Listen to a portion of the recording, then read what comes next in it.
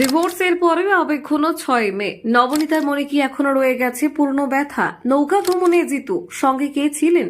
চর্চায় টলিপাড়া। একসময় তাদের বলা হতো টলিপাড়ার পাওয়ার কাপল। জিতু কামাল এবং নবনীতা দাসের প্রেম, বিয়ে আর পরে বিচ্ছেদ সবটাই ছিল চর্চার কেন্দ্রবিন্দুতে। 2019 সালের 6 মে 7 পাকে বাধা পড়েছিলেন তারা, তবে 3 বছরের মাথাতেই আলাদা হওয়ার সিদ্ধান্ত। প্রায় 1.5 বছর পেরিয়ে গেল তাদের ডিভোর্সের, তবুও 6 মে এলেই পুরনো দিন যেন উকি দেয় নবনীতার মনে।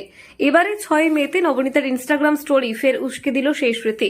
সেখানে দেখা গেল একটি ভাঙা হৃদয়ের ইমোজির পাশে লেখা 6 মে 2019। যদিও এক সংবাদ মাধ্যমকে নবনীতা জানিয়েছেন এখন আর মন খারাপ হয় না তার, তবে বিয়ের তারিখটা কখনো ভুলতে পারবেন না তিনি, কারণ দিনটি তার জীবনে এক বড় অধ্যায়ের সঙ্গে জড়িত।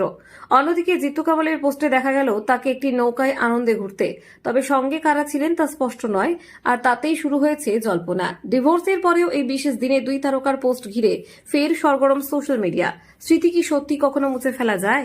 আপনারা দেখছেন গ্রামীণ বাংলা নিউজ।